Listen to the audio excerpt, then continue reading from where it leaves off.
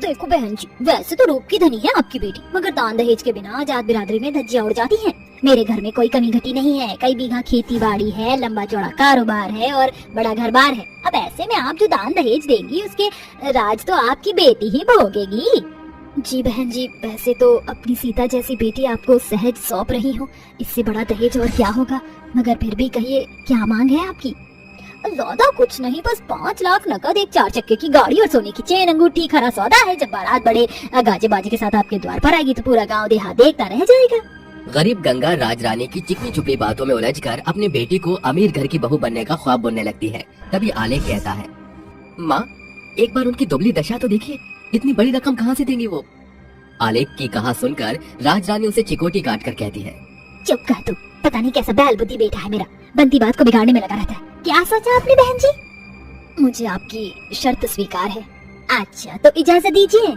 उसके बाद राजरानी अपने बेटे के साथ वहाँ से चली जाती है और संध्या अपनी माँ से कहती है, माँ किस आधार पर आपने उनकी इतनी बड़ी दहेज की रकम को स्वीकार लिया? हर एक अरसे से आप लोगों के घरों में जूठे बर्तन मांजकर मुझे पाल रही हैं। ऐसे में आज तक हम इस झोपड़ी से नहीं उभर सके तो कहाँ से लाओगी आप इतने पैसे?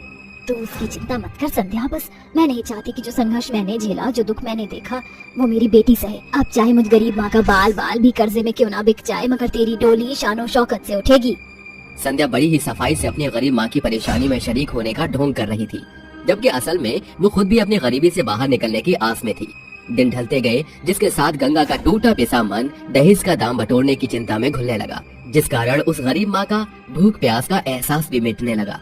उस रात घर की चौखट पर बैठी गंगा आंसू बहाते हुए बोलती है, भगवान तूने मुझे गरीब पर बहुत से गजब ढाए हैं। पहले भरी जवानी में पति छीन लिया, फिर गरीबी के दलदल में धंसा दिया, फिर भी मैंने बिना तुझ पर दोष लगाए अपनी हड्डियां गलाकर रोटी कमाई। मगर अब सवाल मेरी बेटी की खुशियों का है। तूने मेरी किस्मत कुश की कलम से लिख दी, मगर मैं अपनी बेटी की अमीर घर की बहू बनता देखना चाहती हूँ, ताकि अपनी गरीब माँ की तरह उसे लोगों के घर के जूठे बर्तन ना घिसने पड़े। कोई तो रास्ता दिखा।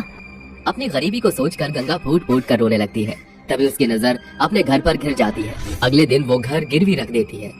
अरे ये लो पूरे 10 लाख रुपए, अब तुम्हारा घर मेरा हुआ गंगा रानी। हाँ वसूली भाई, मगर इस गरीब माँ की इतनी सी गुजारिश है कि मेरी बेटी की डोली उठने से पग फेरे तक वहाँ ठहरने दो, फिर चाहे आप वो घर भले ले लेना। ठीक है, ये भी सही है। अगले दिन से शादी की तैयारियां शुरू हो जाती हैं और गंगा दहेज का सारा सामान और पैसे जोड़कर राजरानी को देकर अपनी बेटी की विदा करती है। समधन जी, अपनी फूल सी बच्ची आपको दे रही हूँ, विनती करती हूँ इसका ख्याल रखना। अरे अब ये राजरानी की बहू है, ठाट से रहेगी। अपनी बेटी को विदाई देकर वो गरीब माँ सवेरे से लेकर ढलते सांझ तक चौखट पर बैठी फूट फूट कर रोती है। इसी बीच 2 दिन बीत जाते हैं और उस सुबह एक चमचमाती महंगी गाड़ी उस गरीब माँ के टूटे फूटे चौखट के बाहर रुकती है। मगर संध्या का स्वभाव अपने पहले सा नहीं था। मेरी बच्ची तू आ गई, तेरी ये गरीब माँ कब से तुझे छाती से लगाने के लिए छटपटा रही है। जैसे ही गंगा अपनी बेटी के गले लगने के लिए आगे बढ़ती है, संध्या पीछे सरकते हुए कहती है, अरे माँ प्लीज, ये गुड़मक्खी का खेल अब नहीं पसंद मुझे। बेफजूल मेरे गले पड़कर मेरी महंगी साड़ी का सत्यानाश मत कीजिए। संध्या ये तुम कैसी बातें कर रही हो, वो माँ है तुम्हारी। जाने दीजिए दामाद जी, संध्या सही कह रही है।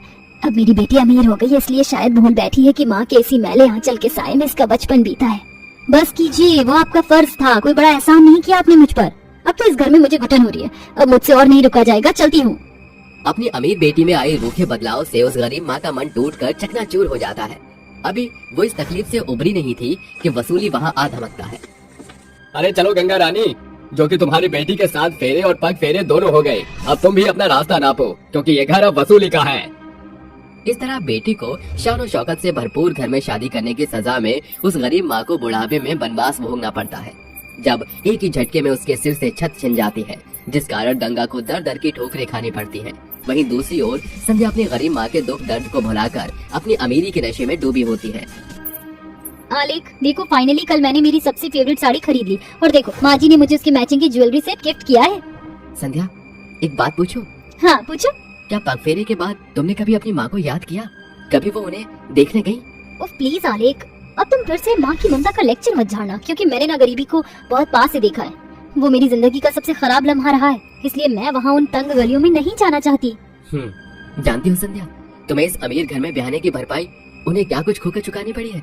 उन्होंने भूखे रहकर पेट काट कर तुम्हारा पेट भरा, आराम करने की उम्र में लोगों के घरों में झूठे बर्तन धोकर तुम्हें पढ़ाया, और तुम्हारी डोली उठने के बाद उनसे छत भी छिन गई। ये सुनकर संध्या के पैरों तले जमीन खिसक जाती है और वो घुटनों के बल जमीन पर बैठकर फूट फूट कर रोने लगती है।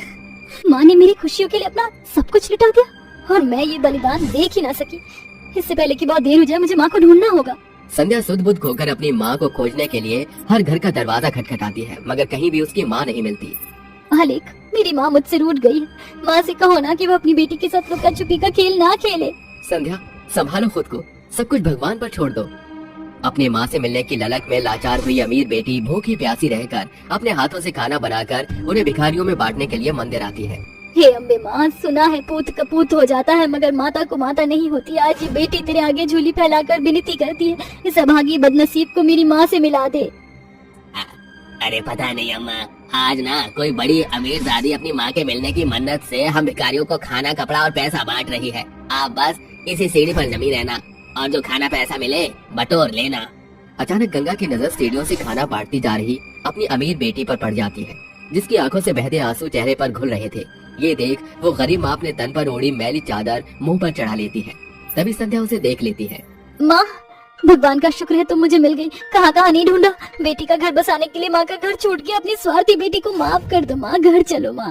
घर तो छिन गया बेटी, जो खोया वो सब लौट आएगा माँ, चलो। उसके बाद गरीब गंगा अपनी बेटी के साथ घर लौट आती है। समय रहते संध्या को अपनी गरीब माँ के बलिदानों का एहसास हो जाता है और दर दर की ठोकरें खाने की बुरी यादों को भूलने में गंगा को एक अरसा लग जाता है। कड़वा कथन है, मगर एक गरीब माँ अपने बच्चों की फुलवारी सींचने में अपना जीवन झोंक देती है।